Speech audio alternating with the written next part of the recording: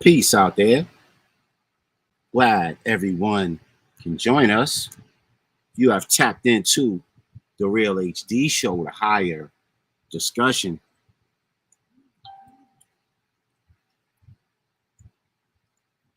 Yeah, you tapped into the Real HD show, the higher discussion. Hit that link, hit that button, and let's get into doing something. Let's jump in with the intro.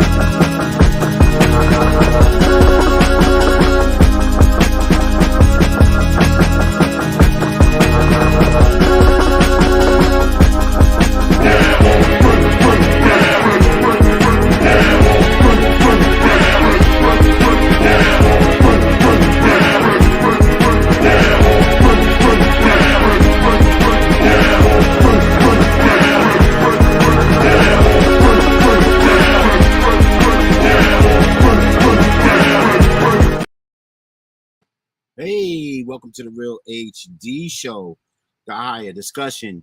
You push that button, you jump on, we discuss something. We are about that higher awareness. So you could be fearless in this 21st century. So you can move with peace and walk with power. I'm your host, the Real HD host. I am the Vic. And you've tuned into that hour of power. You know what I'm saying? That you can learn things that you wouldn't ordinarily learn. And we could discuss them and hopefully further the preparedness and the action for a decisive future. Welcome to the Real HD show. Social justice, Black first, melanated awareness show. We do a lot of different things on the show. And one of the very things that we do when we start the show is we revere our elders and our ancestors because they wrote a blueprint for us. They've gone through it. They've got it out of the mud. And we want to make sure that we understand the assignment. So right now we're going to start off with the ancestors and elders blueprint. And tonight we got a two-parter. We're going to replay the clip from Monday, which was by the ancestor herself, who was a recent eldris, Dr. Frances Cress Welsing. Why? Because we're going to talk about her later, and also we're going to play a clip by Neely Fuller. So check it out, Ancestors and Elders Blueprint, right here on the Real HD Show. Peace.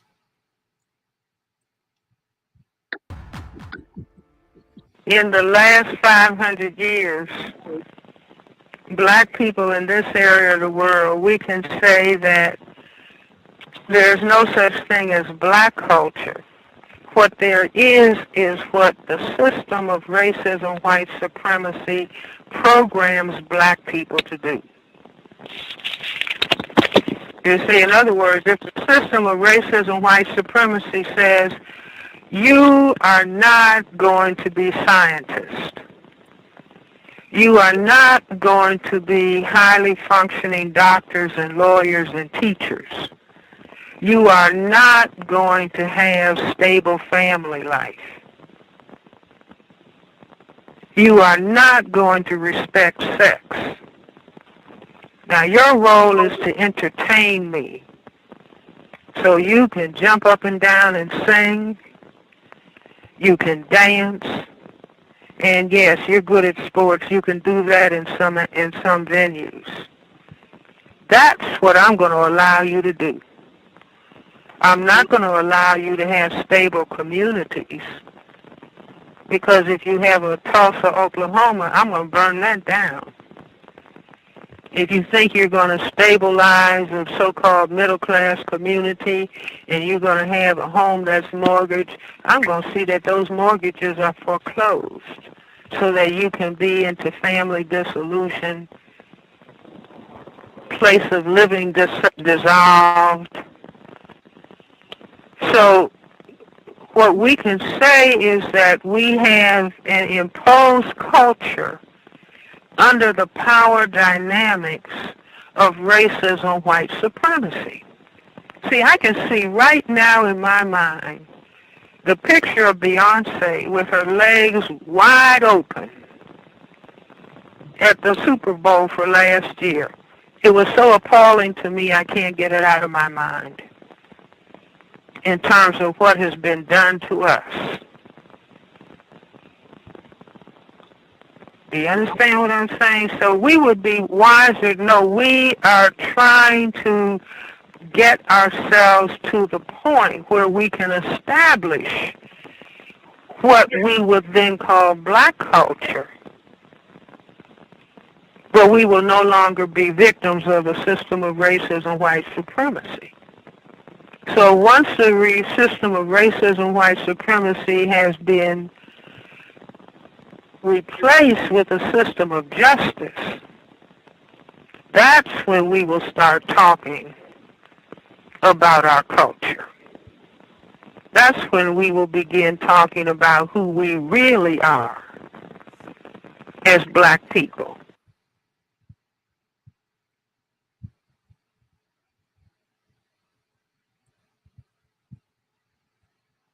All right, and we got a second parter to this Ancestors and Elders Blueprint. We are going to go to none other than Dr. Neely Fuller, Elder Neely Fuller, and we're going to hear about what he thinks of what can be some action plans and some action steps so as a community, as a nation, as a people, we can straight get our act together. All right. Elder Neely Fuller, Real HD Show. Check it out. Down to procedure. See, black people love slogans. You know, black power, fist in the air. We love a lot of drama. Dark glasses and looking ominous and all this kind of stuff, and dreadlocks and all the rest of it. I mean, to assert our manhood, that's a whole bunch of nothing. I mean, let's face it. We got to deal with truth. Especially when you don't know what locks are for. If you don't understand how on the continent, what locks signified, what they were about, and what the purpose of them are for, you could wear a million locks in your head. You'll never get the benefit, the energy, or the integrity that is in locks. But let's continue. I mean, black people more than any people on the earth talk about keeping something real. And we're the most unrealistic people that ever existed in the history of the universe. Because we won't, first of all, tell the truth about our prison-like state. and the system of white supremacy. We have to understand the system that we're in and stop pretending. Stop being actors. Stop pretending to be fathers. Stop pretending to be mothers. Woo. Stop pretending to be something other than what we are, victims of white supremacy. Because now some people will say, well, if we look at ourselves as victims, that kills the spirit. No, it doesn't. See, black people want all these wonderful reports. We are great when it comes to drama and pageantry. We want somebody to tell us how great we are because we're just so black and proud. Well, it doesn't make sense in the system of white supremacy. We don't have anything to be proud about. But that doesn't mean that we just go around and forever be heads down, hand dog. Right. It means you do like any people do who have odds against them. Know what the odds are and start codifying how you are going to overcome these odds, and don't spend 5 minutes bragging about yourself.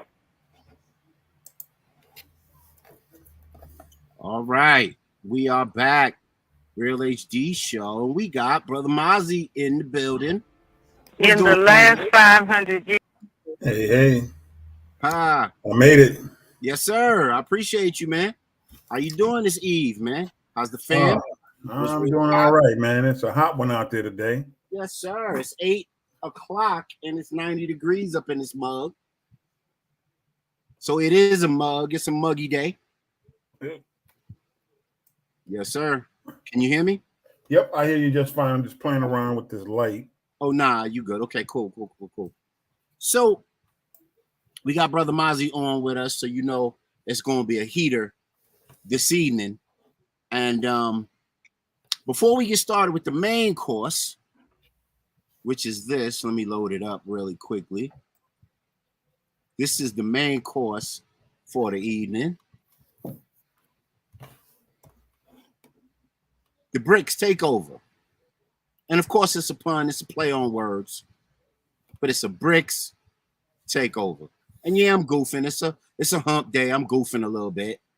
But we need to talk about this because there are some ramifications that the community needs to be aware of.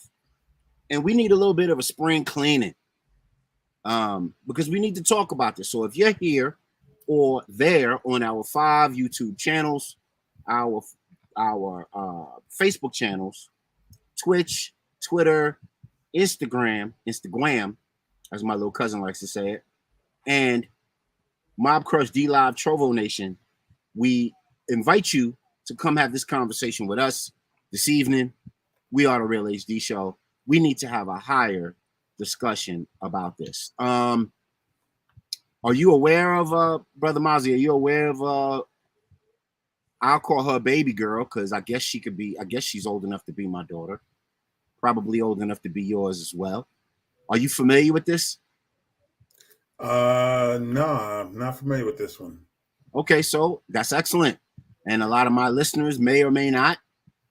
We have an audience with a pretty conscious palate. So, you know, y'all might be off doing important things instead of being glued to your internet or news, as it were. So we'll bring you what you need to see and what you need to know in terms of this. But first, before we do any of that, I want to reiterate the FEMA FCC piece that's going to happen on October 4th of this year at 2 o'clock. Now, bro, this is one of Mozzie's Blacktastic takes because he sent me this valuable piece of information. And I wanted to get you on. I wanted to get you on so you could talk a little bit more about this to the listeners and tell, oh, shoot, we got 200 in Mob Crush already. D Live got 20. Let's go. Chime in. Send your thoughts. Throw them in the comment section. Let's chop it up and have a great discussion. So FEMA and FCC plan nationwide emergency alert tests for early October. What to know? Bro, do you want me to play the video for this? Or yeah, go ahead. Okay. Because I played it last time. I'll share it again because I think it's worth sharing.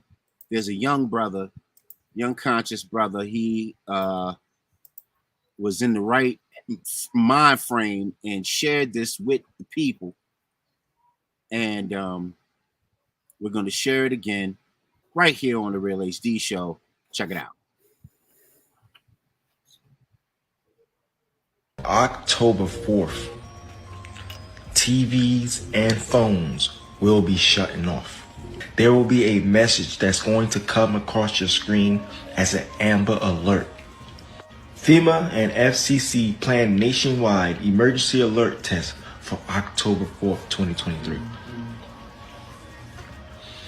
Just know this test is going to turn off all of y'all guys' TVs and phones. They all is going to go off at the exact same time. So just be aware of that. And to be honest with you, some of y'all phones might not go back to the way it was. Some of y'all TVs may not go back to the way it was. Some of y'all services might not be coming back to the way it was. This test is due to make sure they have everything under control. They're updating the system to make sure they can on you and control you. And I'm gonna just say this. If it doesn't go back to the way it was, the TV or your phones don't go back to the way it was, it's not just only happening to you. There is going to be chaos in the streets if people can't be able to use their phones or not even be able to watch their TV, and also your tablets will be affected too. All right, so we are back home. Real HD Show. Let me move that around. And sorry about that. Let me move that back to the. All right, there we go. Because we got to be in this particular frame for our Instagram listeners. And we'll put this back on the screen, man, and we'll get Mozzie's Blacktastic take on this particular issue. On you, bro. What you think? Well, I don't think we need to be that alarmed. I think what it is that we need to be definitely concerned, because what's taking place is another one of those blocks that they're putting into the foundation that they're building for total control. Mm-hmm. And so that's what we need to really focus our energies and our attention on. And as Neely Fuller was saying earlier, and it doesn't matter. We need to find ourselves, we talk a lot of smack, we get, we pride ourselves on a lot of stupidness, but here's an opportunity for us to really show that we can take care of ourselves. And if you can't, you need to prepare to take care of yourself. And if you're not, well, these are warning signs. System ain't already there, but they're putting in all the pieces to make sure they're there. In other words, all your telcos that are pushing wireless service, streaming services, things of that nature, it's not going to happen to every TV. It's going to happen to all the smart TVs. And I don't think people paid attention every Black Friday. What's the main thing everybody want to get on Black Friday? Everybody want to go get them a new TV on Black Friday. Yes, sir. And what happens when they get the new TV? You want a regular TV. That's just a regular TV. The price is usually a couple $100 higher than getting a smart TV. The goal is to push everybody into smart TVs. So if we move into this dystopian world, are they going to spy on you? There's evidence to say they will. Is that what's going to happen? We don't know. But the key is, are we prepared for whatever they bring us? And that's what we need to be focused on. When that happens also, and stuff cut out, they're testing to see how will people respond to this. Are they going to run out in the street and act crazy? So, I guess we didn't prepare them long enough. We got to put them back in that warm water and let it boil just a little slower this time.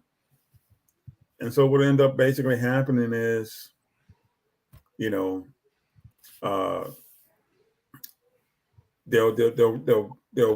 put us back in a pot of water. Instead of heating it up real fast, they'll heat it up a little slower. before we realize that we don't got burned. But here's another thing too. Part of that too is when you do big software upgrades to make everybody get connected, this is what you have to do. You have to reboot the system, so it's going to be out for a while.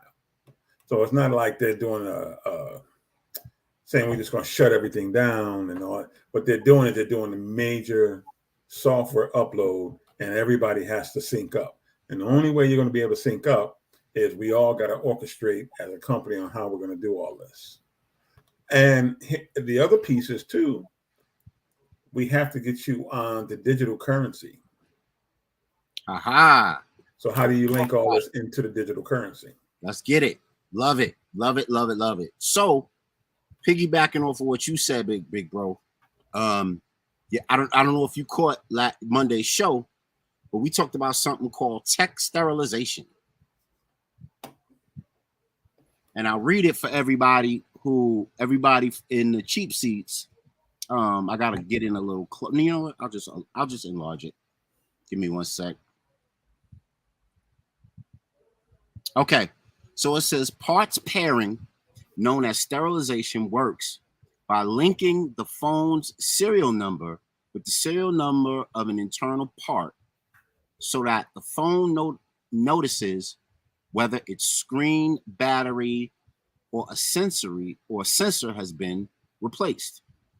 In the iPhone, the way it shows up most perniciously is that you try to swap two screens from the two working phones, says Chamberlain, adding the swap either doesn't work because the serial numbers don't match, or customers will be bombarded with warnings from their devices telling them that the screen is not verified.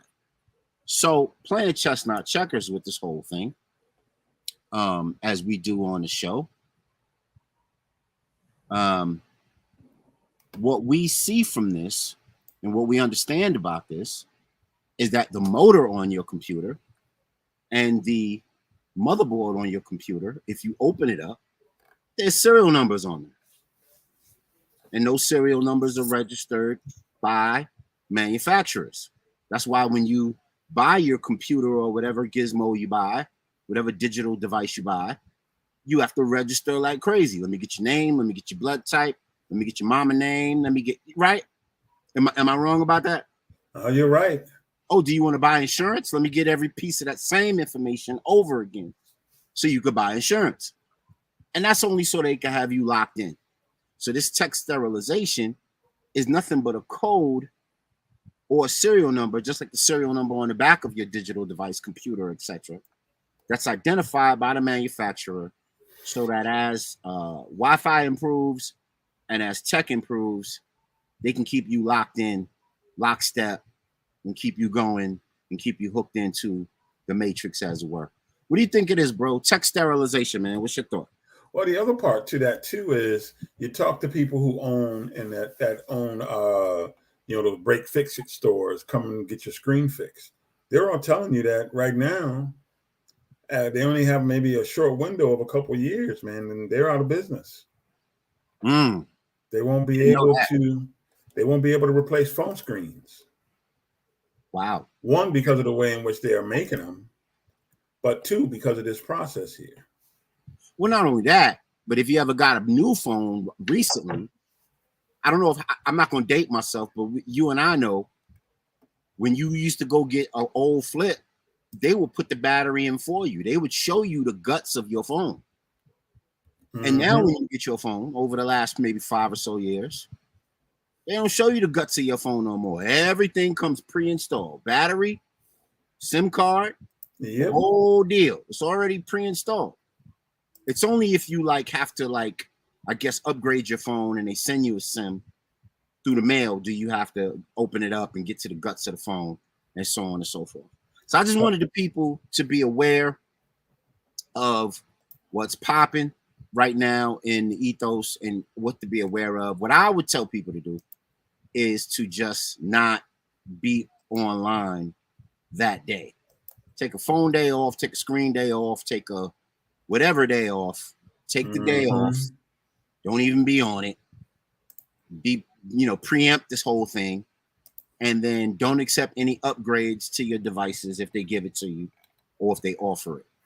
And of course, they're gonna bug the hell out you with the Amber Alert until you touch that button and deny it. But I just wouldn't be on. You know what I mean? And it's a Wednesday when the Real HD show comes on. So I even got to decide if I'm gonna even go that day. Your thoughts? You seem like you got something on your mind. No, you're absolutely right. But what has to happen with a lot of this stuff is we don't want to be caught like the black folks in Katrina. You know, down in New Orleans, where we sitting around saying, but the government don't like us. They don't care about us. Please help me, sir. Help me, please. We don't get caught like that. We need to make sure that we're doing the things we need to do to take care of ourselves. And a great book to get so you can have an understanding of some of this stuff is Haki Madabuti's Enemies Clash of Races. In there's a section in the book where he talks about a survival plan. I ain't talking about going to get one of these big survival books and all this other stuff, because it teaches you just some basic things you can do to ensure that you're going to make it to the next stage, you know. And some of those things are, for example, put yourself in a position where you got fresh water. You know, make sure you got some batteries and a flashlight. You know, and we got to quit acting as if we can't live without some of this technology. My suggestion would be is everybody at least once a month take a weekend, no technology. Go for a walk in the woods, sit in your backyard, because we got to get used to the fact that these things are going to change. And technology is only going to belong to a handful of people. So what are you going to do when you're not one of those people who have the technology? Very good point. Love that. Let me share my screen and put Brother Mozzie's book of the show on there for you, because I got a book I want to share with you guys too. And as we continue with the show, you'll understand why. And I hope these fans that I have blowing keep my computer cool enough on this crazy day so it don't start jamming up on me and gumming up on me, and we can't handle our business right here on the Real HD show. So here's Brother Mozzie's book. Can you see that, bro? I see nothing yet. All right, it's coming on. Come on, work with me, baby. Work with me, baby. All right, there we go. No, up there we go. Okay. Yes, sir. And yes, sir. and look at the prices for this book. That tells you that there's something important in this book. Black authors' books don't make that kind of don't sell for like that. I mean, yeah, you see a paperback for $20, but look at some of the mass marketed paperbacks. Look at some of the used pricing. And what we need to understand is when something for us, written by us, is going for that kind of money, it must have some deep stuff in there, man. Yes, sir. And we need to understand that. Yes, sir. Another powerful epic, I don't know if you guys can see it in back of me, is Assata. A book about the life and times of Assata Shakur. And also, if you can see behind me, you can also see you can see Now Valley Civilization. Now Valley's contributions to civilization. Very, very powerful. A reference of sorts by Dr. Anthony Browder, forward by the abominable Dr. John Hendrick Clark. I call him abominable because nobody could touch him. He was a giant in the space. Many have been inspired by his work and his teachings, as well as Dr. Frances Cress Welsing and her ISIS papers. Seminal works in Black freedom, thought, and revolution. So that's that for the FEMA pieces, and we're here tonight for this. And my computer is heating up, so I hope we can get it. We are here for the BRICS Takeover. I don't know if you can see the rest of that. Let me pull the moniker down. BRICS shot heard around the world. The BRICS shot heard around the world, and it's deeper than you think.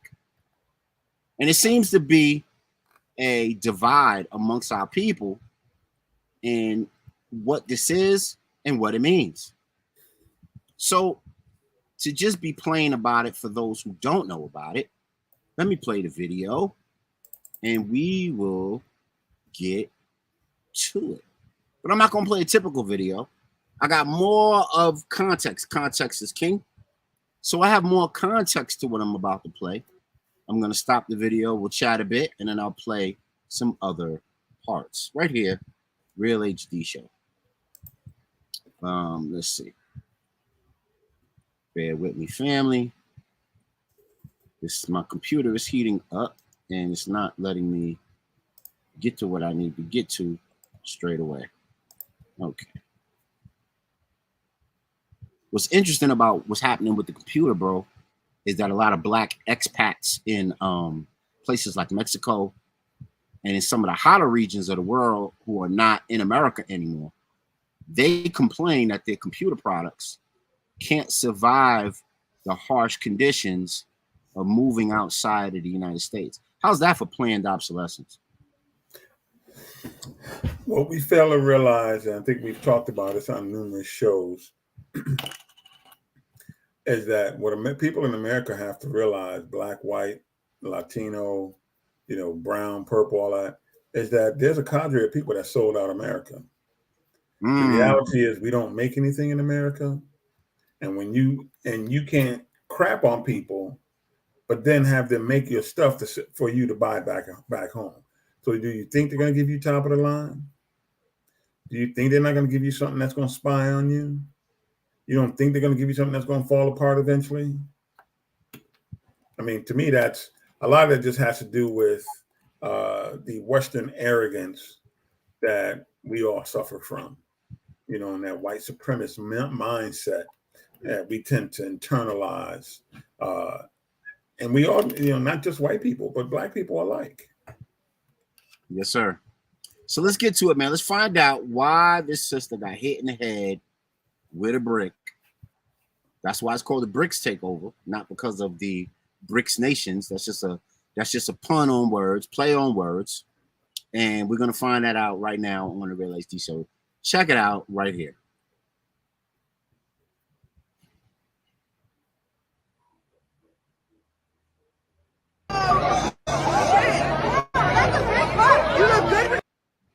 I'll rewind it just a bit. Don't you ever fuck with me on a thing ever again.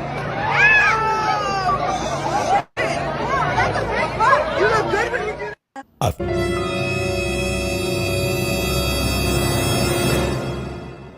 Oh, this man just hit me in my face with a brick, and all these black men just watch, and they don't give a.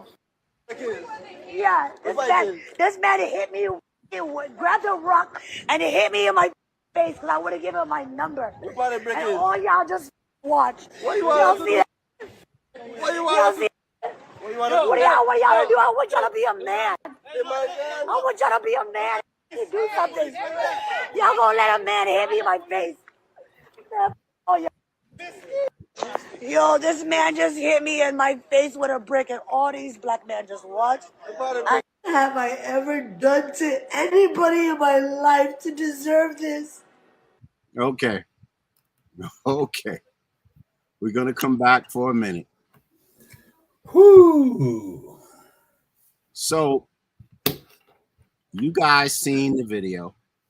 I wasn't the only one who saw that. Now, what happens is, of course, the Victim Olympics start, and the Shade Room got a hold of it, and what's the one owned by Byron Allen? I don't remember, man. I don't pay attention to Byron Allen. The website that all the women pay attention to. All of the social media went crazy, right? Twitter went crazy. But you seen what happened beforehand. And then when this particular sister got hit with the brick, no one bothered to talk about the why. Why did that happen? So as you seen, she smacked dude. Then No? proceeded to twerk. And then twerked off and then went off and, you know, the twerk wasn't a, sexy gesture. She wasn't peacocking. That was like a FU. And we've talked a million times on this show about how the twerk is really a FU of sorts, not necessarily a celebration of sexuality, but a FU, right? Because, of course, a lot of women can't deal with men biologically. We know this, the bone density, the testosterone, all of it, right? And they ignore the biology of it all to do things like this. So upon seeing this in first regard, what's your thoughts? On the surface, it's like, we live in this world where people spend more time videotaping than they do actually reacting or doing anything to, help. And yes, maybe somebody should have came to her aid, but there's some deep-seated issues around Black masculinity as it relates to female masculinity, feminism, and I'm hoping that we might have to talk about bring up some Tommy Curry tonight and some T. Hassan Johnson. Ooh. Where, now you know what? I didn't plan on the man not, but you could drop that nugget if you want. Well, I was just about to say the man not. Yes, sir. Yes, 50 sir. years of black feminism. This is what you created. You created a woman who will walk around and not understand that. Let's just deal with biology. She will always be physically not on the same level as a man. So if her instruction that she's gotten in her life taught her anything, it would have taught her, you don't go slap somebody. And then also her instruction would have taught her, don't slap nobody and don't expect not to get hit back, whether it be by another slap, a punch, or a brick, or a bat. But women, Black women in particular, don't need Black men in this world today, or they act like they don't. And so when things happen, brothers are confused. They sitting around like, well, what would you want us to do? But this is what happens when you've had so much anti-Black misandry for 50 years. Unchecked. You create these type of women and you create these type of men. Do those men care? They don't know if they care or not. You know why? Because they grew up in a world where women now, Black girl magic. Black women as a super being. So what do you expect is going to happen? And then the fact that she's going to sit there and say, and nobody I'm standing around, that shows you that this is what happens, man, when some of these things go unchecked. Because I can guarantee you, maybe not on this show, but if we were to go sit on a panel someplace, I can guarantee you we will be called misogynistic and woman-hating. Mm-hmm. And this is another reason why, the intersectionality of whatever will be thrown at us. And I bet you, I forgot the sister's name, but she wanted to talk about how all Black men want to do is screw white women. I mean, all this stuff will come up because this sister exhibited bad behavior and had to pay the price. And unfortunately, the social paradigm that's been created does not lend for her to find solitude or protection in the face of these men. So there's a lot more to unpack with this one, but you kind of hit on a couple of things. So I won't, we'll just let it roll we'll roll based on the way that you came across. You talked about her education, and she's a doctoral student in gender studies. This young lady? Yeah. She's a doctoral student in gender studies. To put it lightly, her social media is extremely messy with the, modern popularisms of the day. And she claims to be of the LGBTQ cohort. That's her sexual orientation. So this individual is loaded. Not to mention, there's so much you said I wanted to respond to. Not to mention, this situation, as we're going to see, is a mixed population issue. So she's begging for help in a scenario and in an area where you don't have first, second, third, fourth, fifth generation melanated men native to America who have grown in the ethic of helping women. You're talking about first, second generation immigrant Black people. And they have a very different culture and they have a very different response ethic to outruly and outlandish young ladies and females. So I'm gonna continue to play it, and then we'll get into some of the other pieces. And what I wanted to say also about this was, you mentioned everybody pops on a cell phone. She did that very same thing. Instead of calling 911 and tending to herself, she made it a movie. She made it a spectacle. And ain't there some sisters in Dubai right now doing some time? Yeah. Yeah, the trucker. They don't know how to act. Yeah, the trucker. Yep. Bad behavior is bad behavior, period. Yes, sir. Yes, sir. Let's continue real quick. I want to get to these clips. I never did anything in my life to hurt anybody. Literally, a man asked Cap. What was that slap? Cap. me for my number. I said no, and he picked up a brick in front of so many men and was like, "What you gonna do?" And I told all these men, like, "Yo, why this man got a brick on my face?" And he's holding a brick, and all these watching, and nobody does nothing. And he hits me in my face, and then they all just watch, and they let that get in a car. How is this okay? This is what y'all doing to women? Like, don't understand. Like, I'm just trying to take my friend out from 5 years ago. Like, literally spending my whole money, not bothering nobody. Like, what the kind of shit is this? I'm in the parking lot just trying to buy some food. And, like, I'm literally like, why is this busting up on me like this? And I'm looking at all these. They literally let this do all of this. They let like really like do all of that.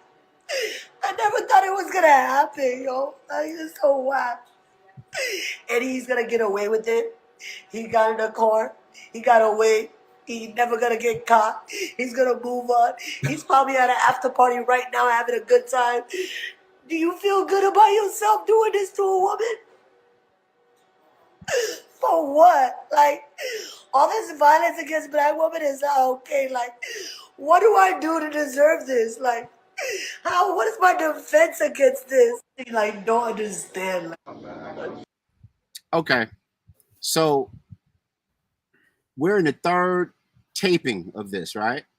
So this should be episode 3 of the Brick Woman.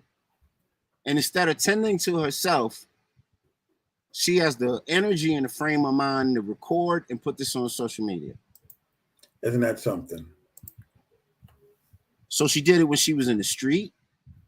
When it first happened, she did it in the examination room. And now they have her in some sort of bedding situation. And she's on again, taping herself again. I don't think this is borderline narcissistic. I just think it's full blown. And for you not to be concerned with your own well-being, but to be taping something, because trust me, I grew up asthmatic. If I had an asthma attack right now, I wouldn't be on air. All that shut down. I got to get that, those 4 hours of air in me. with that little bit of maybe corticosteroid, and then hopefully I'm good by the next day. It hasn't happened in over 10 years, but y'all get my drift. Let's keep going. Let's keep going because we got a lot to get to. Still, it's been 12 hours. I'm in the hospital. I'm getting discharged. 12 hours later, she's back at it. Still just talking. Yo, like the dearly departed said, you can't make this stuff up. I do have a concussion, so I gotta take it slow for a week. Unfortunately, I don't have the kind of job that's gonna give me that kind of grace. So, I still got a mother. I still gotta teach. I still gotta work. I really just want the best for everybody, and I don't know why people want to. Hold up. Man just hit me in my face with a brick, and all these black men just watch. Hold up. This man she's hit a me. teacher, and she's a mom. For my number, I said no. And she out there twerking. I help her when she was getting. She's a teacher. Watch it. She's somebody's teacher, and she's somebody's mom. Out of control. That's out of control. What is she doing with her children in the classroom? What are they learning? And then all of these, LGBTQ folk who are going into the, the field of pedagogy. What's going to become of the next generation of kids coming out when these are the teachers? Wasn't the school system already jacked up enough? Go ahead. You know what bothers me more than anything about this is she's misrepresenting her actions and the story. Or maybe I didn't see something. I missed something. What I saw was... You're right. You're absolutely right. She slapped the dude. She in his face. Then walked in. Motherfucker. I ain't laughing to be like it's funny laughing, but I'm laughing because it's like you telling me a story that's different than what really took place. That's no different, people. That's no different than what police officers and law enforcement does around this country to black men day in and day out. They misrepresent the story that they tell. And if it wasn't for eyewitnesses, and if it wasn't for body cams, we would never know what the real story is. And just like police officers, that she's not being held accountable for what she did. Police officers don't get held accountable either. Yes, sir. And this is that parallel that we have to look at because this is important. If we're going to resolve some of these issues or want to deal with this issue, one thing I'm not going to do, I'm not going to go and I ain't got your back if you're up there lying. I'll give you an example. I might have told this story about a year ago in Egypt, chilling out in Africa over in Egypt.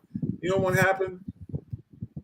We're in the hotel. You know how you go on one of those tours where it's one of the black scholars. I won't say the name, but it was a group of us. We went, 40, 50 people, we're on this trip. And so the brothers are, we up there, we chilling.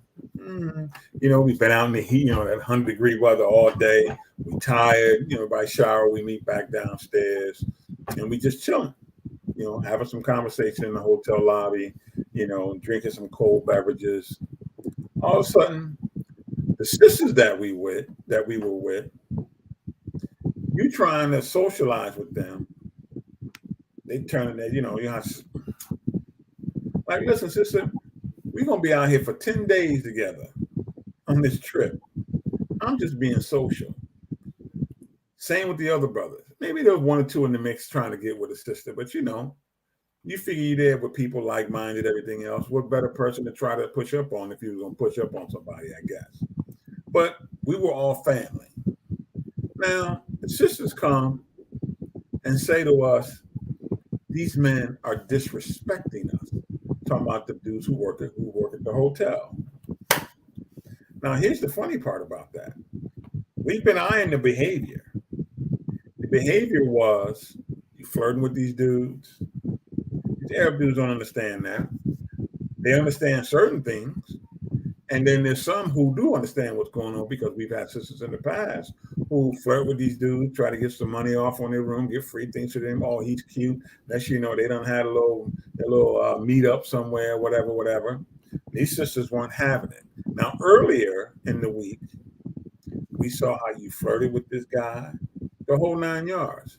So now you come over because something happened. He touched you. You ain't want to be touched. Wasn't that? He totally disrespected him. You know, kind of like what happened with the porta potty girls in Dubai. But they figured we got these conscious brothers here. Now they're going to come over and they're going to be the ones who like straighten this out. Ain't happening. 2 reasons why. One, we're in a foreign country. So we don't know what the laws are, and I'm not about to get myself in no trouble here. You know, and I don't have Warren Buffett money to get myself out of this. 2, we saw your behavior all week. We saw you degrading yourself, dissing us in favor for them. And now when they totally disrespect you, because their view of black women in America is that they loose, they're out of control, even back then. And then you come over and you flirting with these guys, and you coming down to the down to the desk of the hotel, and you got a little nightie on, looking all kinds of certain ways because you need to get something. Or they come into your room, you come in there like, you know where I'm going with this. Yeah. And now because you've been disrespected, you think because we some conscious brother, we here and all, now we got to help you out. Brother's like, nah, we can't help you out. Because you've been dissing us all week. Don't even want to socialize with us. And now you're in trouble. You want the brothers to step up. Now, some people say, don't matter, true black queen. And, we need to always protect her, and we always need it. But what about the sisters having a certain standard of how they should be functioning and the behavior they need to have, so they don't put nobody in a bad position? Right. And that's what this reminds me of. But I want to play a firsthand excerpt of a bystander who was right there after it happened. Maybe not when it happened, but after it happened. And he had some words about, we'll call her the brick victim. Let's hear it. Check it out. You say brick victim? When she was getting hit with the brick, right? I feel like people need to know the whole story before they start commenting and say things they don't understand or they don't know. You guys don't. First of all, this is a Haitian brother. And that was a Haitian community. But what's interesting about this, bro, is all black men across the country are getting blamed or getting that shame, insult, guilt, and the need to be right piece happening. And they're getting accessory by default. So I want this young brother is going to explain what's really popping off with old girl, and then we're going to see some of her histrionics so we can know exactly what the character of this young lady is. Check it out. I don't even remember who you guys are trying to defend, who you guys are trying to speak up for. This is the same woman that was going around smacking white people in the streets. She's not innocent. She was actually taunting the guy to hit her. Why would I go defend somebody that's actually looking for trouble? Facts. This woman, she is literally a troublemaker. Yes. Everybody that knows her in our community knows she's a troublemaker. I'm not gonna risk. All right, so there's that again in our community. So that tells you that this is not necessarily ADOS, FBA. This isn't American-born young lady. Very interesting. Or not that she's not American-born, but she's Somalian by birthright. American, second, third generation. And also, that's a different community that she's in. Mixed community. But yet, brothers get it by default. All right, we'll go back to it. It's my life over somebody that's actually out there looking for trouble. Never. If you go on social media, online, you're going to see some of her antic videos, taunting people, looking for a reaction. Well, she got what she's been looking for, and you guys are giving her the attention that she was actually seeking for. This is a woman that's looking for. All right, so that's that for that particular part. What's your thoughts on that, bro? It's exactly what I would. It's pretty much describing the story of what I dealt with being over in the continent. You know, on one of the tours that I was on years ago. Yes, You're sir. looking for the attention. You're doing things for, for attention. You did something you shouldn't have been doing, and now you want to come to us to save you when you were out of pocket. Right. Right. Now, we're seeing this all too much. I'm going to try to move past the brother talking because it's much of the same. Now, these are some character clips of her in action before she became Brick Girl. All right. So you know how you had Monkey Glue Girl when she put all the monkey glue in her hair? Gorilla Glue. Gorilla Glue. She'll be forever the Brick Girl. You know what I'm saying? She's dubbed. I dub you Brick Girl. So she's famous. She's infamous by that moniker. All right, let's check her out. Men, because we are the innate protectors and the providers. We protect societies, we protect communities with our intellectual property, with our lived experiences, with our breast milk, with our bodies. Okay, that sounds like academia all day. All day. That sounds like third wave feminism, academia. If you don't write it in the paper the way I told you to write it, you don't pass the class. Therefore, you got to believe it. It's ingrained in your brain, in your soul, on the soles of your feet. You know what I mean? Let's continue. Mm-hmm. The ones and the two. Bitch, not even the three. Because men are not providers and protectors, not innately, because they only protect what they possess. But we protect everybody, and we provide, baby. Okay. There's the misandry right there. There you go. Front and center. Front and center. You said you wanted to bring up the man not. These are white supremacists, I guess, front people, face people. Now, how do you like it when, after you have a Claire Huxtable example of what, Claire would always put Cliff in his place, or Elvin, telling them what women are capable of and what women can do, and what women can't do, and don't you dare say this or dare say that about the glory of a woman. And now, the generation after Claire Huxtable is pumped up on hypercognitive dissonance and misandry. And this is just a super duper example of it. What's your thought? You just explained it like it was, man. I mean, there's really nothing else to say about that. You called it like it is. Yeah, man. A lot of false equivalence going on in my mind when I listen to old girl and how she talks. But let's continue. You know what was interesting was, she making it seem like, brothers don't do nothing for her. So why does she expect brothers to do something then? Help me with that. Help me understand. If somebody out there, in the audience can help me understand that, I would really appreciate it because I don't get it. Yeah. You didn't expect much from us anyway. So why now all of a sudden you done got out there and did something you shouldn't have been doing, and somehow you expect us to do something different when you didn't? When you're on social media telling everybody we ain't no good and we ain't gonna do nothing anyway. Yeah. You can't be on there dogging me out and then get mad when I don't come to your rescue. Yes, sir. Let's continue because there's something I want to get to that she says, and I want you to hear it, and we can chop it up. Okay, so I hope you catch a girl tonight, because I hope I do. And don't forget, before there was feminism, it was lesbians who were living those lives without worried about niggas. Like, they were not worried about niggas. They were decentering men. So before there was feminism, there were lesbians. Hey, excuse me. But I'm really talking to, like, cis women.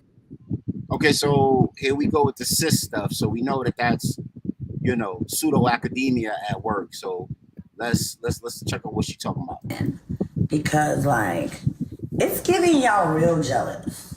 Like y'all real jealous because they can, will, and have pulled your ninja. All the trans girls ever did was teach y'all how to wear makeup, because yes, the makeup you wear today is trans makeup. They teach y'all how to do y'all hair, they got y'all hair together, and like, what do y'all think those BBL bodies are? Because the legs, hips, and butts. Just All right, so that's the end of that. Wanted to play that in its entirety because we get into this whole space of she brought up the cis thing, right? And I wanted to hit the audience with a bit of pertinent information. I'm going to pull it up and I'm going to plant that flag the way it is. But before I do that, what's not known about this young lady is in 2020, she put herself in the mix of a Family Dollar scenario where she got accosted on some what she describes as a Ahmaud Arbery type of thing, where they was like laying for her and in the store, and they accosted her on some racism stuff. And what does she do as a result of it? Just like you saw with her on the phone and broadcasting, even though she, half of her face looks deformed. She wanted attention and she wanted money out of the deal. So that was her situation in 2020. And she got 4.5K. She raised that much money out of her so-called victim situation in 2020. And now she's back in 2023 after slapping the guy. And he didn't even look melanated. He looked like he was either white or Spanish. And now she's back again fundraising with a GoFundMe that's popping. And I hear it's gaining a lot of traction. So just want to give a little context to the young lady as to her exploits. Do you think we have a nation that is exploiting victimhood, especially within our sisters, for monetary gain? What's your thoughts? And those at home too. We're not excluding you guys either. BLM set the blueprint. There you go. Sorry, people. For my BLM fans, they did show the world how to take situations like this and monetize it. But the unfortunate part about the BLM movement was it was a very anti-Black, misandric movement because it was done on the backs of Black men and Black boys. Yes, absolutely. Absolutely. I remember during that period, because I do a lot of community work in Rochester just like yourself. And that's the first time I started dealing with so much venom from young Black women, number one.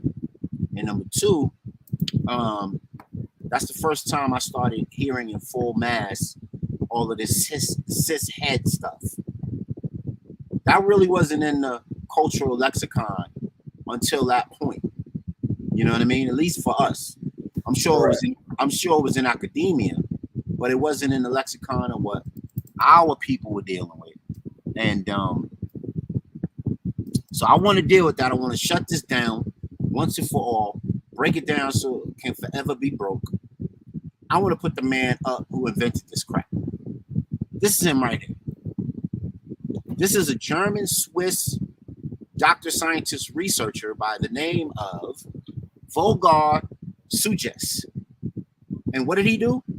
He went around and he had a world tour. He studied medicine and psychology and philosophy under Max Horkheimer and Theodore Adorno in the Berlin Hamburg Institutes for Sexuality. Interesting. So this cat created this word cis het to, I guess, give some identities between trans and regular men. And then and a lot of that during that time period was to identify gay men that were on the down low versus men who were full-blown gay, and then the trans, because I guess at that time those communities merged pretty easily, and then I guess you can get caught up in a lot of conflicts and hyper challenges if you didn't identify yourself, like the crying game. You know what I mean? Mm-hmm. Yeah. So this cat created this cis het word. He didn't have the permission of men across the world. There was no Geneva Convention. There was no League of Nations. There was no UN situation where we said we're going to identify and separate from hetero and call people cis hetero to give trans LGBTQ people some credence. They just started going around saying this. So just like they didn't want anybody to call them faggots or gay or any of those sorts of slurs that kind of have moved out of the lexicon for better or for worse, this dude did the very same thing, and it could be looked at as a slur against heterosexual men. So that's number one. And number two, he was a minor attractive person. So there that goes. So we keep saying that a lot of the end game is not only for family dysfunction and to further the agenda of this one world system that they're trying to put in place, but it's also that Saturnalia, the excuse to make minor love something that's normal. So why would you, and then once he was introduced into academia, because of the European college accepted the Harvards and the Oxfords and the so on accepted his brand of foo-foo. Now, everyone after that, feminism, starts putting it in literature, popularizing the term, and now it's like you can't escape the shit. What's your thoughts, bro? Well, we have to become better students, because when we start to really, and I think we mentioned this in the earlier beginning part of the show, you got 50 years of Black feminism that went unchecked. And when you start checking feminism, you realize that a lot of Black feminists borrowed from degenerates like this. They borrow from racist scholars who, were all into these wild ideas. And, he's a NAMBLA supporter. You know what I mean? And remember, we talked about before, NAMBLA, people think that this is some old fringe group, but these are mainstream people who are actually, like this gentleman,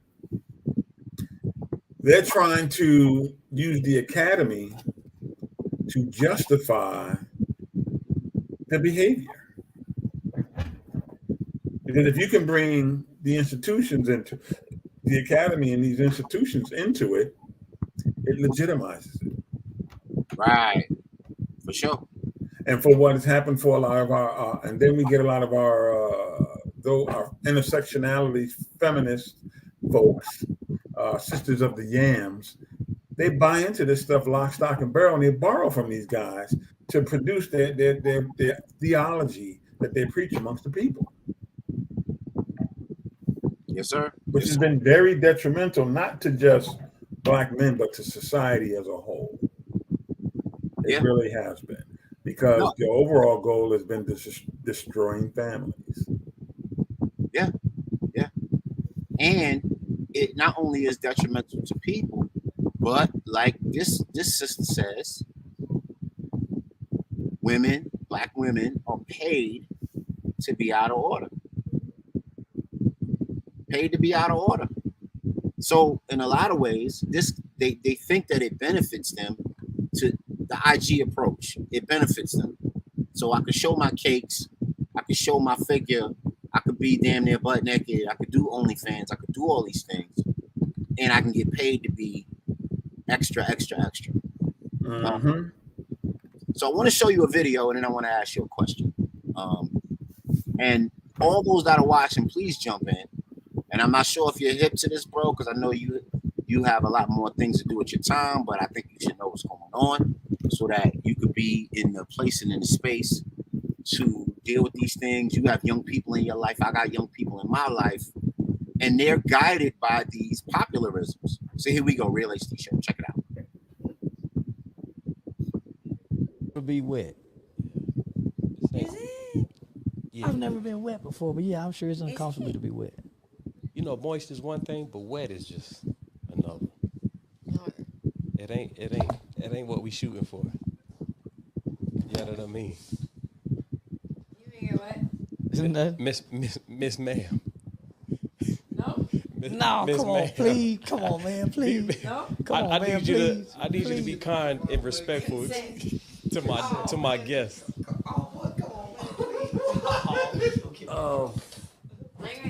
Where that pig poker at, man? Go ahead and get the pig poker out. Wait a minute.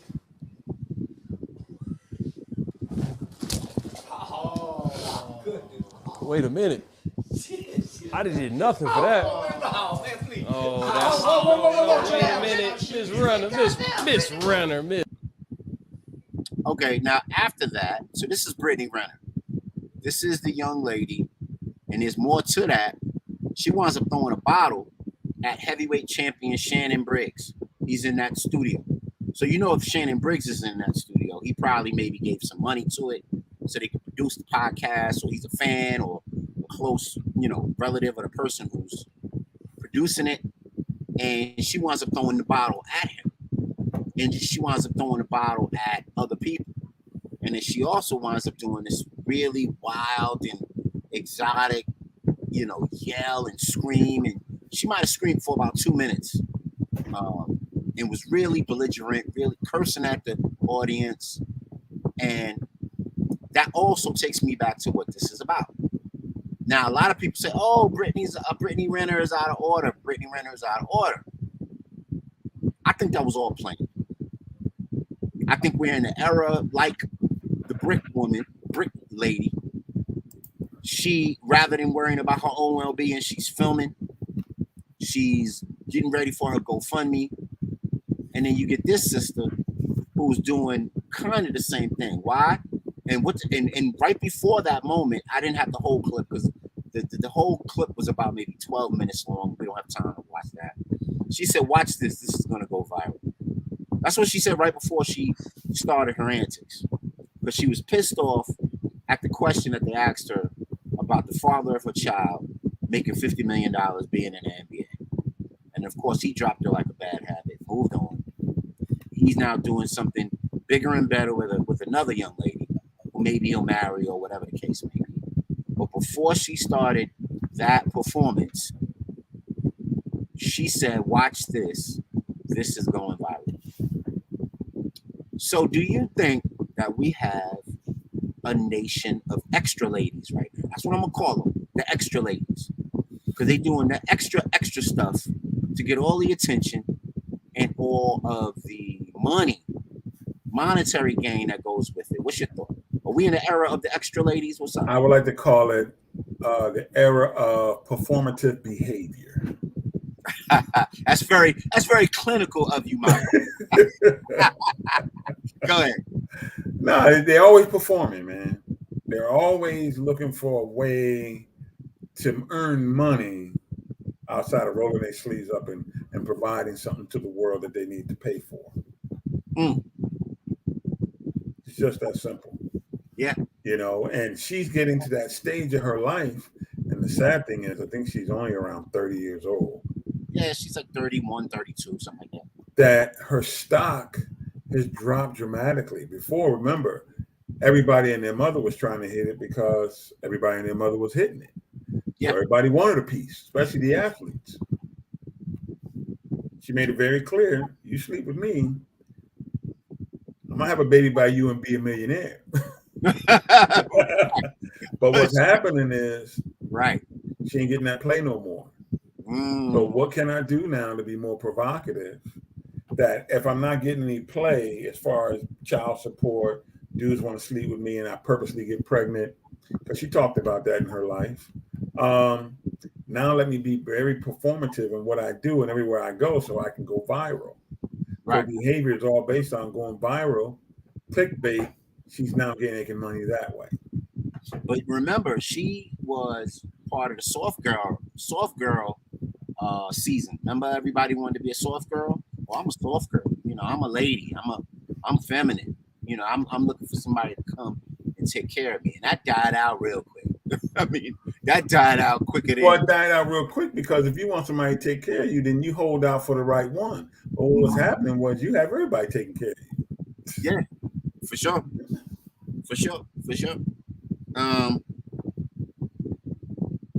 Okay, so I wanted to get into something because I showed Dr. Wilson in the beginning, and I showed what she talked about having a imposed culture, right? We have an imposed culture. So, like the brick lady, she was speaking with the cis terms and the academia terms, and the academia nomenclature was all wrapped up in everything she had to say. And therefore, that's an excuse for her extra behavior, extra, right? Read all about it. Here I am, check me out. I'm gonna smack the white boy, walk away, and twerk about it. I'm gonna give you a fuck you twerk, right?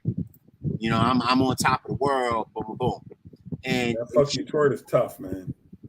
Yeah, a lot of sisters getting a lot of trouble with that one. They better watch the FU twerk. You know, just like they did it on at Elmira Castle. That was the FU twerk to the ancestors. You know what I mean? But I want to show one more clip. I got 1,000,001 clips tonight. I'm gonna show you one more about a KFC situation, and then we're gonna get into what I want to talk about with Dr. Wilson. This is really quick. It's about a minute, and really. Do not do refunds. Please, give me my money back, and then he'll pay for it. Can you read what this says? Did you hear what I said? Can you read what this says? Now, all this was a discrepancy in the brother's order, and she came with the attitude and the craziness and the extra instead of finding out whether or not there was a discrepancy in the order. So the brother said, the elder brother, he said, I didn't order a wrap.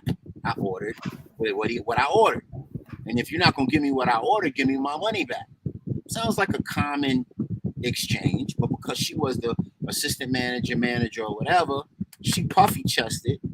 And this is how she's corresponding with the brother. Shout out to Crimson Cure. Go check her channel out, mob her YouTube channel. She's a men's advocate, men's rights advocate as a sister. Real dope. Check her out. But I'm gonna play the rest. Did you hear what I just said? Give me my money. I don't do refunds. Bam. Wow. Did you see what she said? Did you see what I just said? That brother is old enough to be her grandfather. No respect. Let's continue. Don't do refund. I don't want no rap. That's order. No, that's what's from up. Did I ask for a rap? Did I ask for a rap? Did I ask for a rap? They don't know what you asked for. Ma'am, I told you I want 2 shot sides and 2 legs in his fuck. Okay, look. She rung me up for that. You said he said rap. Hey, listen, I did not say no rap. Excuse me. What you're not gonna do is come in here with the attitude. Okay, well, give me you asked for what I'm not giving you nothing back. We do not do refunds. Wow, that voice sounds pretty violent. I don't know about you, but that sounds pretty violent. Once your order is total out. Can you read what it say? Please give me my money back. You just give me food. No, I'm giving what he paid for. Okay. You ready to order love? That's not what I asked for. What did I ask for? What can I get for you? Okay, you the one that said rap. You I didn't say no rap. Okay. Give 2 people. Okay, you gonna take the rap. What can I get for you, sir? You keep on getting in my face like that, I'm not your No. Okay, so that's that man stuff right there. He done battled with her. He done suffered the programming chip that men have in their back for taking a lot of drama from women. And now he's ready to do what the men do. And I want you to see her response. I want you to try. Let's go. Don't do that. Don't do that. Fucking try. We're not finna hit women. Let's go. We're not finna hit women, bro. I won't call the police. I don't care who it is. I want my money, man. I want to see you knock me out, baby. Okay, hold on. No. Yeah, don't do that. Don't do that. Okay, so we're done with that. She squares up on him. She squares up on him is what I wanted to show you. And I think that is entirely problematic. That young lady probably is my daughter's age. My daughter's in college right now. I know your daughter is is much older than mine, but I would hate to see my daughter. And I told my daughter, I said, listen, because of course the popularisms, you can't escape the popularisms. So I got to re-educate every time she kind of comes with this little new age, whatever. And I told her, I said, do not ever step to a man like that. Ever. She would never step to me like that. But I told her, do not ever square up on a guy. Because like the dude said, you might get your jaw knocked loose. Are we entering a dangerous time where women want to challenge men in that very regard? What do you think, man? I think we need because of black male obsolescence. Say it again. I think because of black male obsolescence. Oh, go. Black feminism. Go. These women feel that they now can be alphas and actually can step up and square up against a man because they have no real positive or realistic vision of what men are. So they think that they can just square up. I explained the same thing to my daughter. You know, my daughter, I made sure she knew how to defend herself. Right. She knows, having spent 10 years training in martial arts, that she knows men hit harder than women. Mm-hmm. And so, yes, you can defend yourself. And yes, you know how to, hit somebody somewhere and you might take them down. But understand, all that dude need is one good shot. Right. And she's experienced that. In the dojo, I remember, man, she about 11 years old, fighting against a grown man. She working, boom, boom, bam, bam, bob and weave, hook, kick, roundhouse, bam, pow, pow, pow. And he just got that one shot. He was getting frustrated. He got that one shot off, dropped her. And when I told her from that point on, what I explained to her, that what I saw, because I wasn't even, I don't know where I was watching the class that day. I don't know why I wasn't in the class, but I explained to her, you had no respect. You guys are in there working out. You showed no respect to this man. This is what happens, and this is part of life. You don't show anybody any respect. One thing that may happen to you is you get your ass handed to you. That's exactly what he did. He caught her one shot in the solar plex, man. He had probably 120 pounds on her, man. Yeah. Dropped it. Right. I might have broke a rib. Yeah, man. Yeah. I get another situation at a tournament. She beat this kid 1,000 times. Took it for granted. What ended up happening? He scored the winning blow. But what I told her is two things. You must always have respect. And that's what martial arts teach you. You need to respect your opponent. You need to respect the other person that's standing in front of you. Right. You ain't got to like them. You ain't got to deal with them. But you need to have a certain level of respect, period. And she just wasn't raised like that in the house. She had a strong father. She had a mother who was a strong mother, who understood the gender dynamics in the house. So she knew how to handle herself, and she knew what things she can get away with and what things she couldn't. But she grew up to be a person who, one, she wouldn't talk to him like that because he was an elder. That's the first thing. The second thing is he's a man. And you don't square up on no man, and you don't hit no man unless you're ready to take what's coming next. Right. And too many of these young ladies,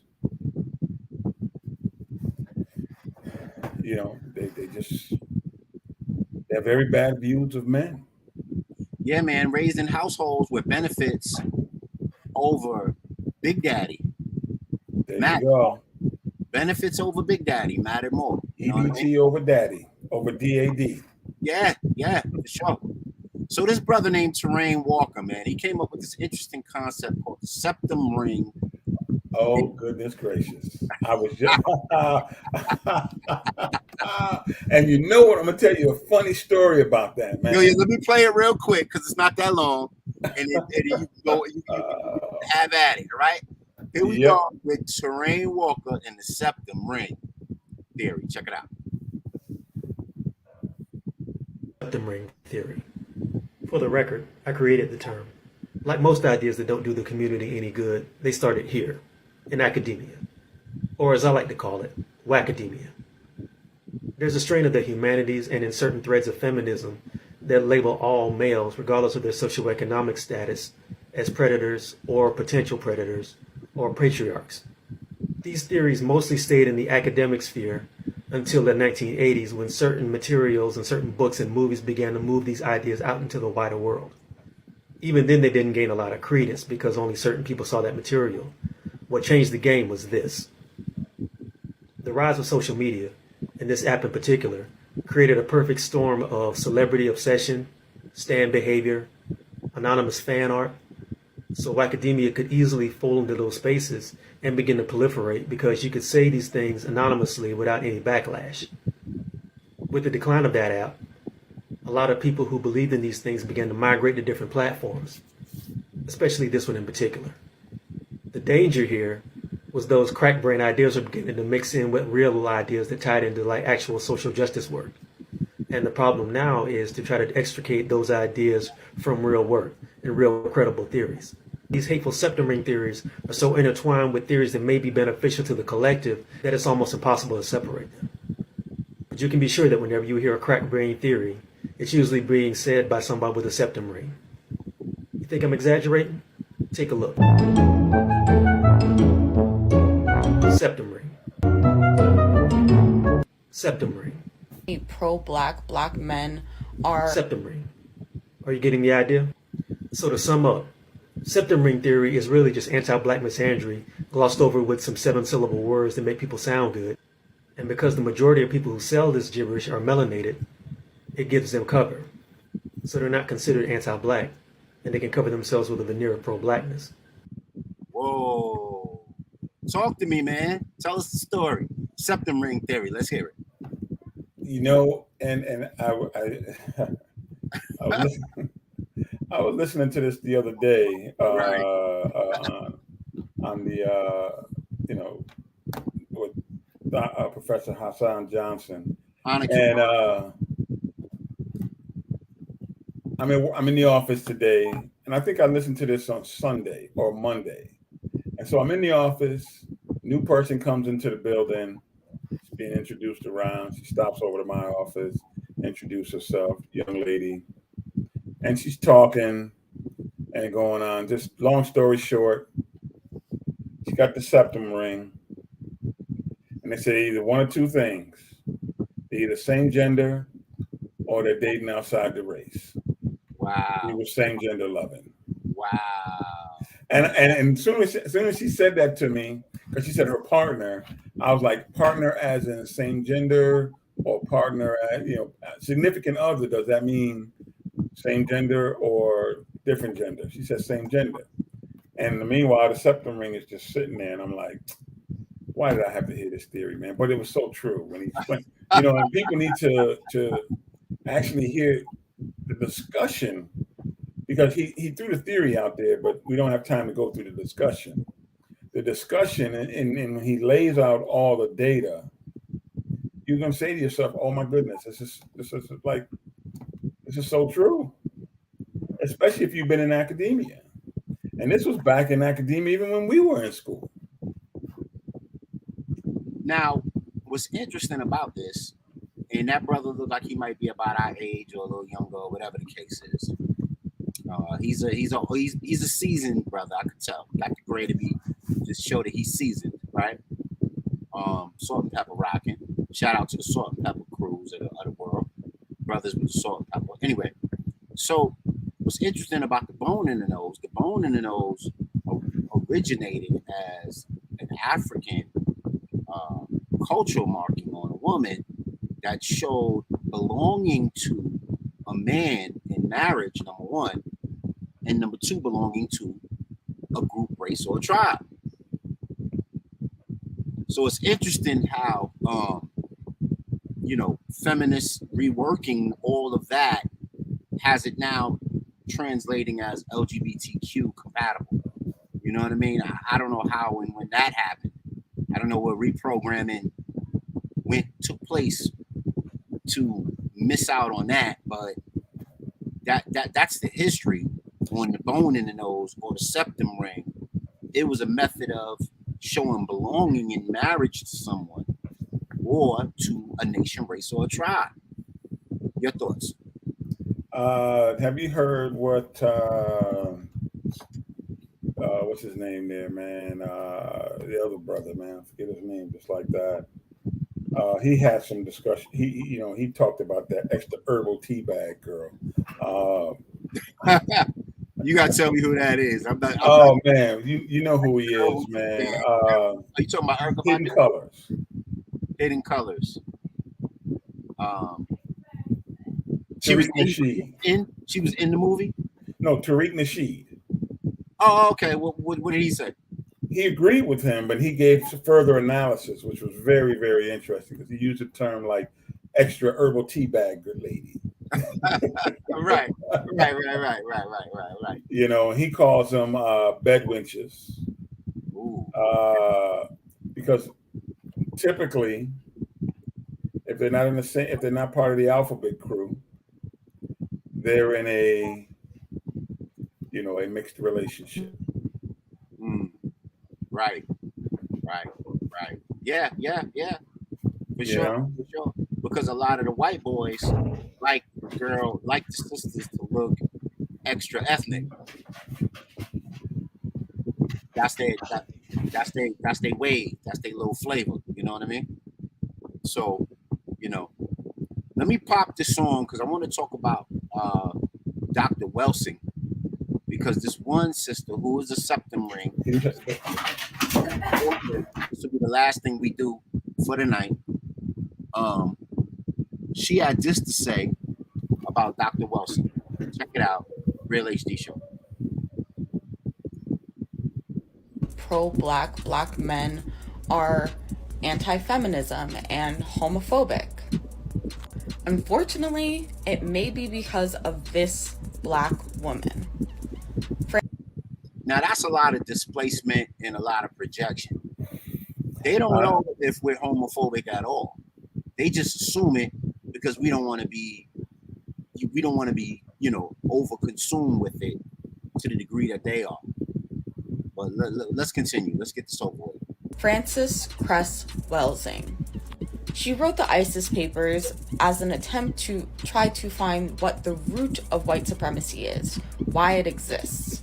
And in her understanding, she determined that the cause of supremacy is to prevent the annihilation of the race. Let's talk about septum ring theory. For the record, I created the term. All right, so that's it. The rest is about septum ring theory. Shout out to Terrain Walker. I think it's a super comical joint. He needs to devise a whole stand-up on the subject, comedy stand-up, and just have everybody cracking up. But what did you think about the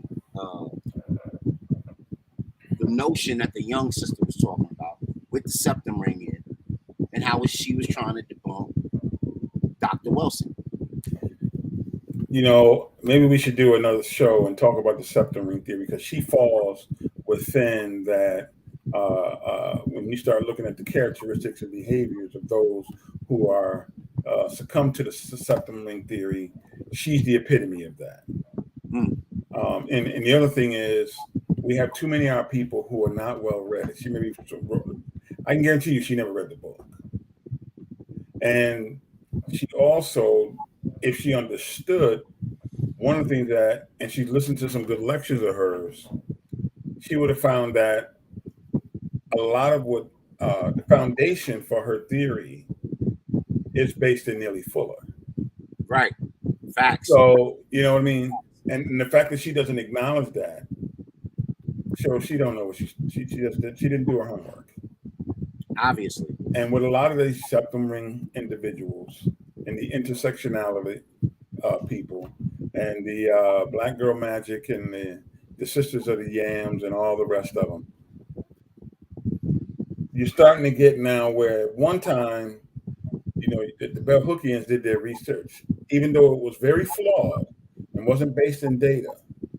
It was based in anecdote. Right. And you now get those who don't even base it on anything, but just something you said. I heard you say this, and I'm going to extrapolate all of that. And so that's just disingenuous, and it pushes an ideology that the septum ring individuals subscribe to.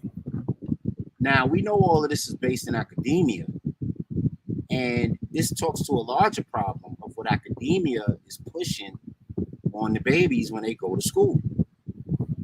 Because that is not being taught, or maybe it is to a lesser degree, but it's not as overtly taught to them in the public school, in the high schools, as it is when they go to college. And they have to write lit papers on it, and do sociology exposés on it. They may even have to do some public speaking on the matter to get grades on the subject. Or they don't graduate, they don't get good grades, they don't move on, they won't do the things that they want to do being based in school. So how many fathers who are writing the checks to these schools to put these young ladies through their schools know that these schools are teaching the babies? And then they come home hating daddy, hating grandpa, hating everything that's melanated and manly, even though that's the whole reason they got to school in the first place. Even if they were separated from grandma or big mama or mama or whatever, they still had to go to big daddy, uncle, whomever it was to cut that big old check so that she could pay, so she wouldn't have so many student loans. And not to mention the student loan piece on top of it. So we all, with the, what's the name of the joint that they make the parents sign? The Parent Plus Loan.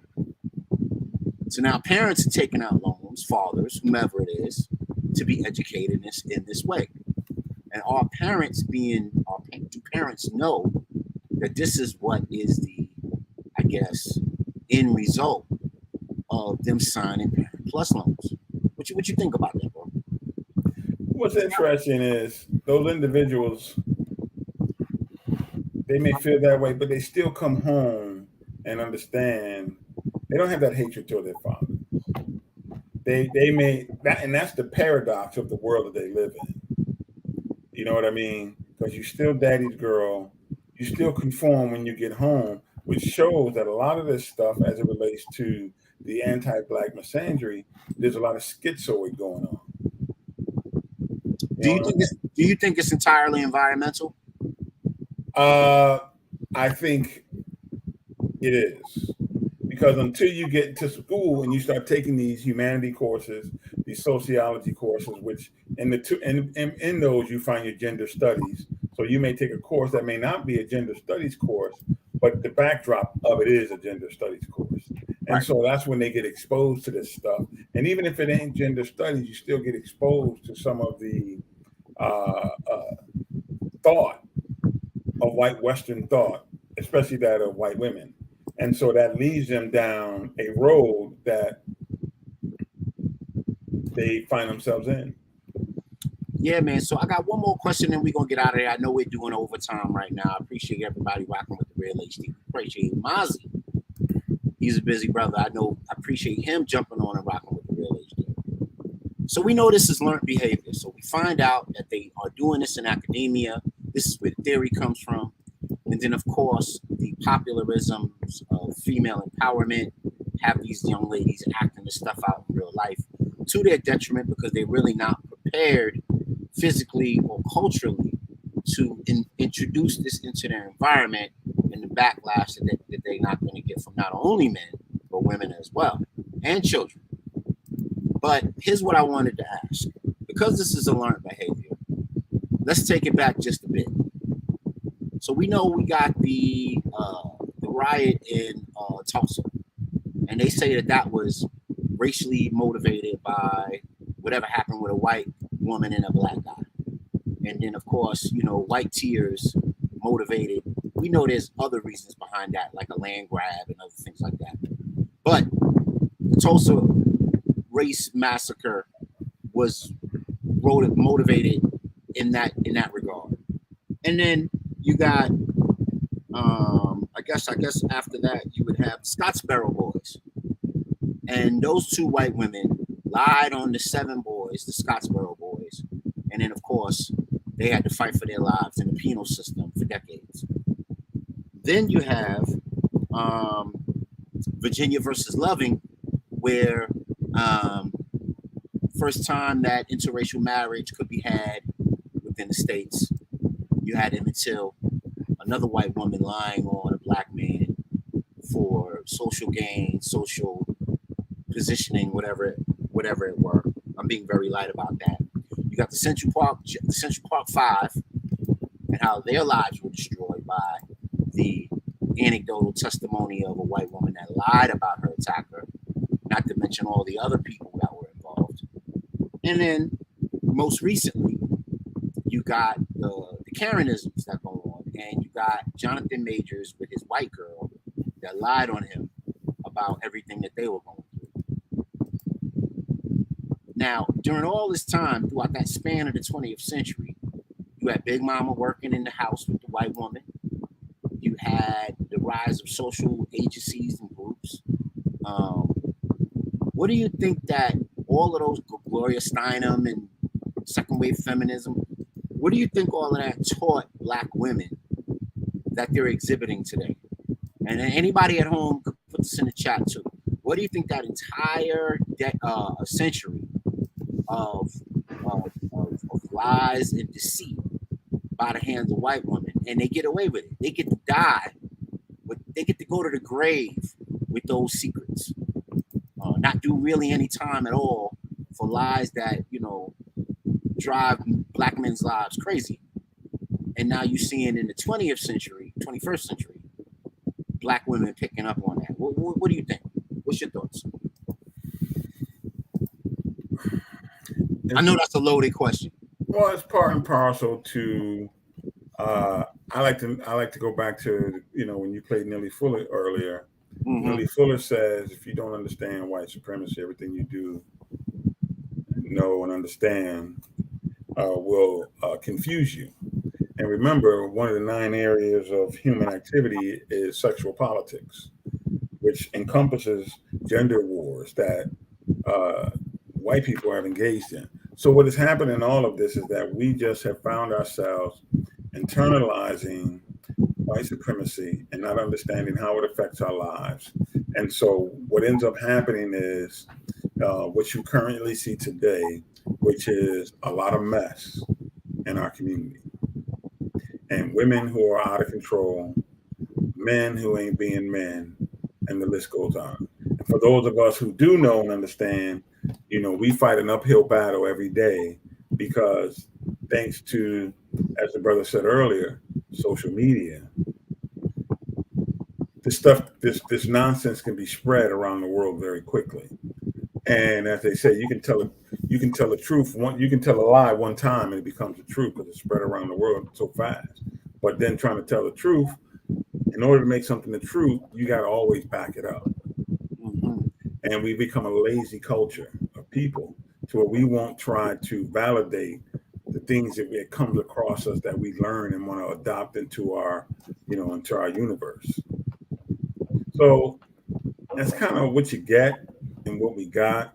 And it's unfortunate because all it does is fuels our demise as a people.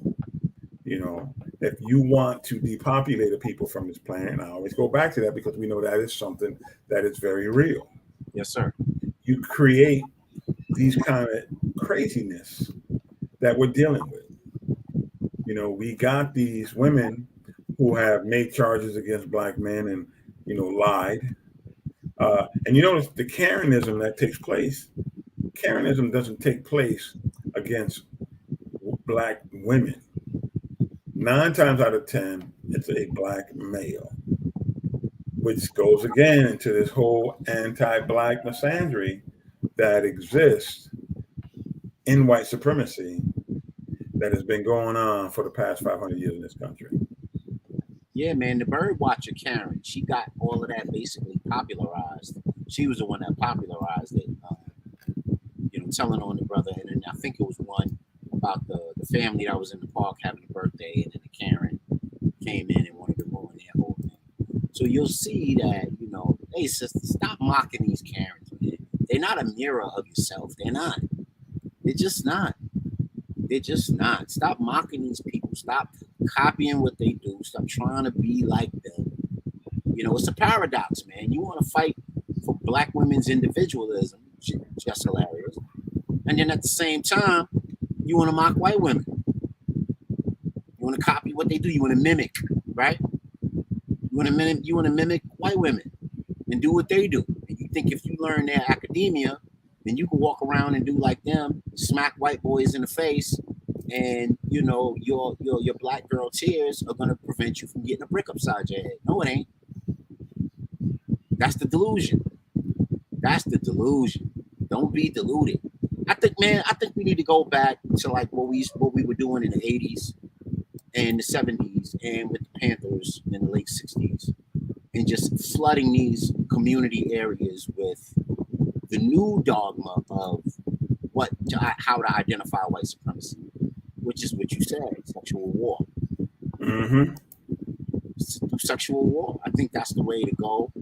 I think that's the way to kind of get it moving on the ground level, because that's the way you beat the macro level, is you get it going in the grassroots.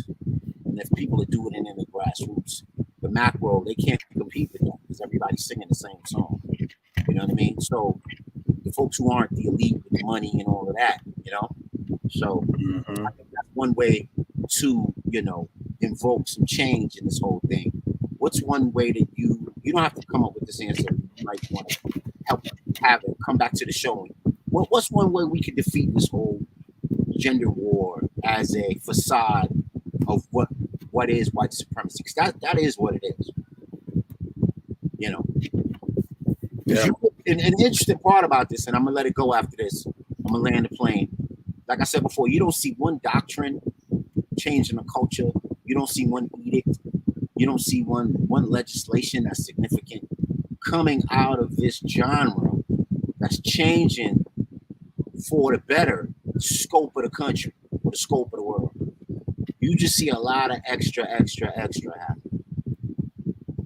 So let me ask you again, what is one way that you might think to chop this, gender war, white supremacy gender war off at the neck? What's your thoughts? I think we need to have men's studies. Okay, I think we need to have, and we need to bolster our institutions. One, the Institute of Black Male Studies, the Black Men's Think Tank. Those are things that are out there and have been out there that we need to start supporting. We need to go back to having classes that we used to have where young men were taught how to be men and women were taught what it means to be a woman, especially within the context of being melanated people in America. Yes, sir. And we have to start to understand that, our lineage has a root, and understanding where we came from and what were those philosophies that made us great. And it's here to start teaching those philosophies. All other stuff is background noise. Yes, sir. Yes, sir. Yes, sir. Because there's no. Either we want to move together, and we have to ask the question: do we want to move together as a people, or do we want to move together as a gender? And it is gender just an escapism for not really dealing with what you got to deal with us as a people. Yep. You know what I mean? There you go. And the education is so poor in this country that every generation you almost have to teach the basics over every generation. No continuity. None. So that right there is a problem. That right there is a problem. Because if we're letting these public schools give our kids their out-and-out education, and we're not reinforcing it or correcting it with our own instituted education that deals with us centrically, and we're going to keep dealing with this every generation. They're just going to throw a new wrench in the works, a new dogma, a new attitude, a new way of thinking.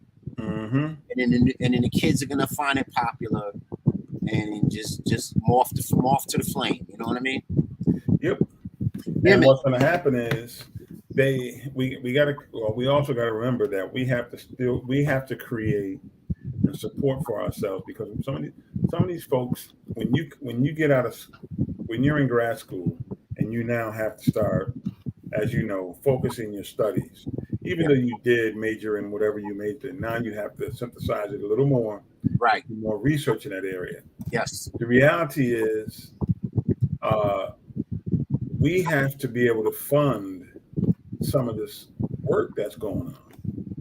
We have to create the economy, because if I'm getting a PhD, let's be real, for those of us who've been in academia, your panel is going to say, this is what you're going to do. You got some far left or far right radical theory that you want to push. They're like, no, you can do that if you want. You're never getting a PhD out of this school. So what do? You go mainstream, and that which they determine as mainstream is anti-Black misandry. So you then do research around to continue to promote something that you know ain't right. But you get so deep in it, especially if you're in a legitimate PhD program, you get so deep in it that sometimes you can't see your way out of it. Yeah, man, whatever you believe in, you have to march in an army of that belief. Absolutely. Yeah, for sure. Yeah, man, we went into extra overtime, and I'm glad everybody's sticking with us. We still got people on IG. We still got people on Twitter. We still got people on Twitch, YouTube, and our 5 Facebook channels. So I'm so glad that people are sticking around and hearing what the Real HD show is putting down. It's later. I got to go walk a dog, I'm sure. Brother Mozzie got 1,000,001 things. I'm about to let mine out in the backyard, man. Yeah, before he shuts his eyes for the night. So we appreciate y'all sticking around. Like, share, subscribe. Tell us the best parts of tonight's episode that you like. Leave it in a comment. The best comment will go up on the screen on a National Monday, so we can go back over it, show it again, show the participation, show the result.